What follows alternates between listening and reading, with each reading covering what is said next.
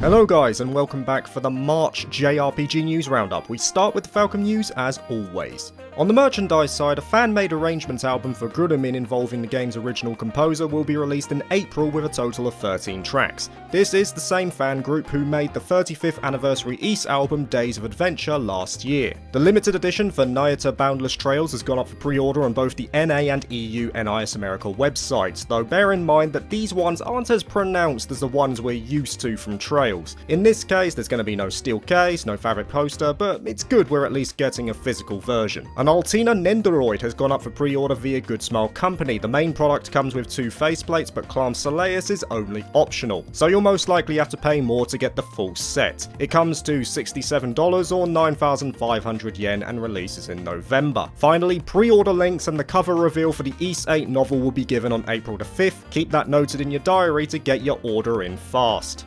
On the game side of things, right near the start of the month, NIS America released the PC version for Kuro no Kiseki for Japanese audiences. This version was worked on by Durante and PH3 Games, and will basically be the version we receive come the localization of the title. It comes with all the optimizations you would expect from the studio, at least on PC. A similar method is being used for Nayata, which is decidedly closer to release. Durante, following the PC release, also pretty much confirmed as well that a Western release is coming, we just don't know when. As for the title we do know is releasing soon in Trails into Reverie, NIS America put up Chapter 2 of the in-game novel 3 and 9 to their website, which in of itself acts as a precursor to the events of Reverie in some regards, worth reading if you want a bit more context to some of the characters. Shifting the focus to East now, wider Asian markets are getting East Memoir the Ofen come May of this year, and Falcom have noted that further ports of the game will depend on fan reception, which is pretty much what you would expect. If fans like it, it's in Falcom's interest to expand its reach to other platforms. Kondo was also quizzed on a potential Ys 5 remake, which I think will happen eventually, especially following the advent of the new engine in Ys 10. According to him, the current story will have to be revised a fair amount in order to fit into the current mythos of the series. Lastly, on the Falcom side is Ys 10, where a Famitsu article back near the start of the month detailed the new gameplay on offer, like the cross-action battle system that switches between a solo and joint mode. It also gave us information on the new heroine, Kaja, and the voice actress who will bring her to life, that's being Lin, who some may know as the voice of Fuka from, well, Fuka. We also got the renders of both Ado and Kaja, which were created by Toy 8, who some will recognise as the artist from Tokyo Mirage Sessions, though I don't think the style works here all too well, at least not for Ado. Thankfully, his in-game model looks far better and more of what we expect.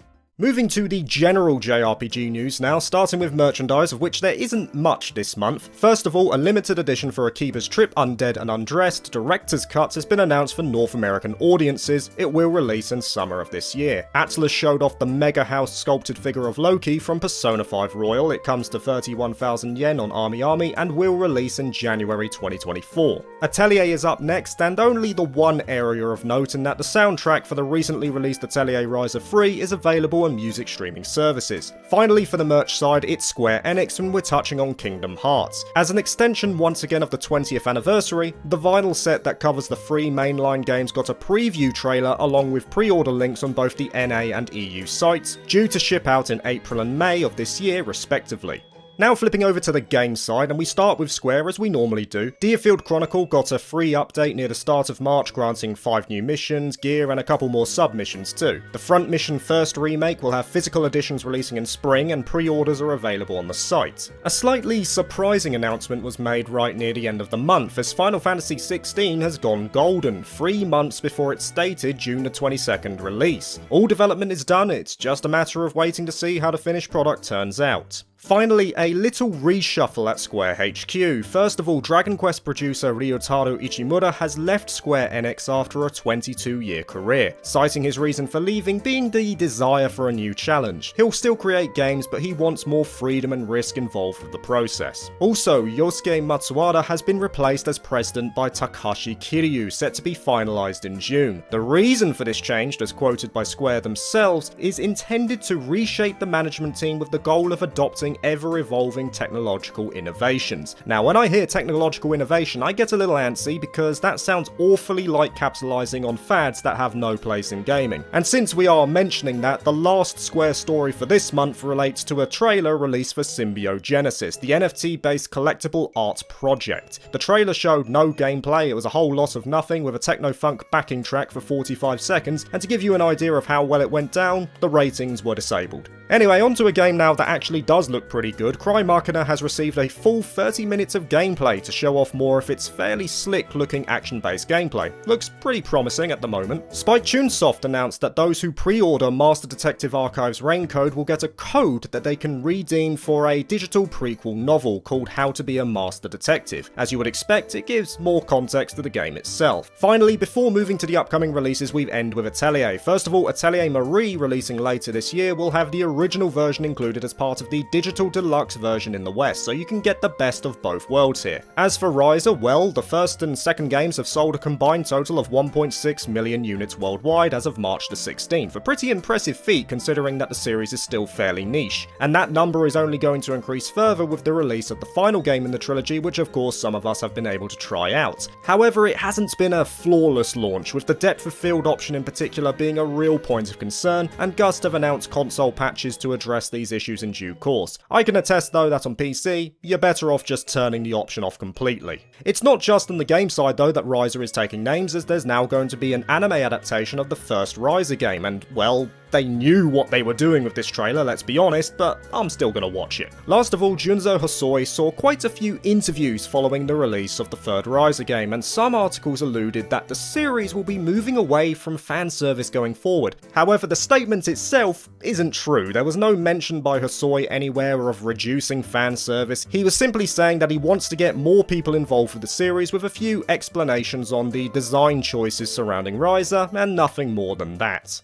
To the upcoming releases now, starting with the subscription-based services, of which only Xbox had anything noteworthy, that being Ni no Kuni 2 Revenant Kingdom coming to Game Pass. To the visual novels next, and I'll keep it brief as always. Tokyo Necro, developed by Nitro Plus, is now available in the West. Ninetales developed visual novel RPG The Alchemist of Ars Magna will release come the end of March, so in other words, now. Xanadu Chronicles, developed by Purple Software, is releasing on April the 7th for PC, and Anonymous Code will be releasing in the West for September the 8th for PS4, Switch and PC via Steam. This is an extension of the science adventure series, and a well-regarded one at that. Now last of all, it is a visual novel, but it's so absurd that it does have to be covered. Now, I live in the UK, so we don't really do taxes as individuals, but apparently in America it's a big deal and quite complex at times. Well, not anymore, as a title called Tax Heaven 3000 will apparently assist you with your taxes while also semi-courting a girl called Iris. Yep, it's a dating sim tax return hybrid simulator. We are in peak reality. In all seriousness, this was removed from Steam, probably because it required personal information of yours that you were potentially giving to God knows who, but it is available on itch instead if you really want to try it out. To the indie releases now, a lot of announcements but not many release windows unfortunately. Mercenaries Rebirth for Switch and PS4 and Mercenaries Blaze for PS4 is getting a physical release this summer. A turn-based RPG called Wrestle Story has been announced for PC via Steam, though no release date was given. I don't do wrestling, so it's a pass for me, but whatever, it's there. Wargroove 2 has been announced for PC and Switch, a turn-based strategy sequel to the original. Again, no release date for this one. A retro-style Celtic-inspired title called Forge of the Fae was announced. It's a turn-based RPG and it's once again found on Steam. Not much to go on with this one at present outside of some images, but it looks interesting. A turn-based RPG collector called Ethermancer has also been announced. This comes from the same team who worked on Monster Sanctuary. It offers a unique rebirth system and strategic gameplay with a whole bunch of unique creatures to collect. Chinese developer Yu Yan showed off a pixel art ARPG called Legend of Contraria. It will release for PC in Q1 of 2024 and it will have English support. Last of all, Sea of Stars will be releasing in August 2023 for Xbox Series and Xbox One, alongside the previously announced platforms, those being PS4, PS5, PC and Switch.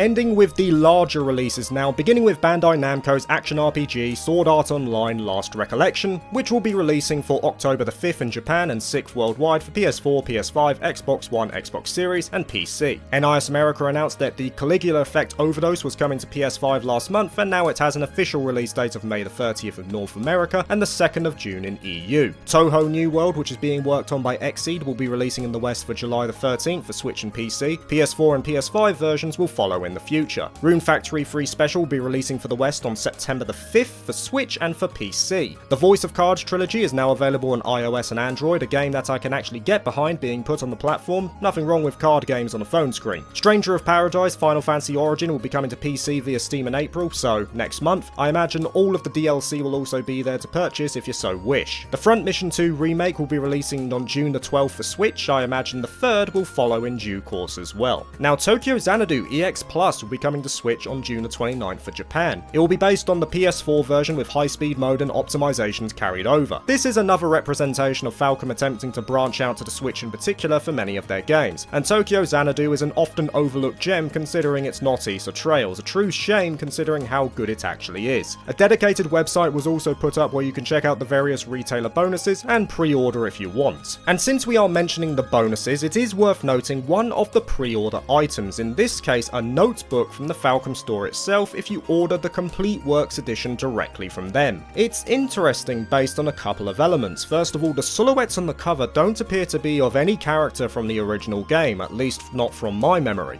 Second of all is the quote stated on the store page, that being the Tokyo earthquake, the Morimiya otherworldly incident, and not to mention the focus on a particular quote from a character in the game that exists on the cover, which I won't discuss here for spoiler purposes. By all means, there's not much there, but it does seem ominous at the very least. Now, a new Neptunia game is on the way, this time called Neptunia Game Maker R Evolution, and it's coming to PS4, PS5, and Switch on August the 10th in Japan. I imagine it'll also come to PC eventually and will get a worldwide release too. On top of that, it has motorbikes for traversal of the overworld, so that's a plus. A completely new title based on the universe of Persona 5 also got an announcement following a teaser trailer from way back in 2021, and it's called Persona 5 The Phantom X. The problem though, it's only been confirmed for China at present, and it's only on mobile though playtesting is occurring on PC too. It will be a free-to-play title with in-app purchases, so I'm wary, but unironically, it actually looks quite good based on that trailer alone. It will apparently be an original story centered around a new band of phantom thieves with the style and gameplay of the original game maintained here, and it looks like they're following through on that promise. I wouldn't write this one off just yet. The 2022 remake of Live Alive, which originally existed only on the Switch, is now coming to PS4, PS5 and PC via Steam. I recommend this highly for those looking for something shorter and boasting variety in gameplay. In addition, Square have also noted that Infinity Strash Dragon Quest The Adventures of Dai will be releasing worldwide in full for PS4, PS5, Switch and PC. Lastly, Honkai Star Rail, the free-to-play fantasy RPG, is due to release worldwide on April the 26th for PC, iOS and Android, with a PS4 and PS5 version to follow in the near future. It's a space fantasy RPG with turn-based combat along with standard dungeon exploration and immersive storylines to boot. Though we haven't got much more than that at present, you're gonna have to try it out yourself to see what it's all about.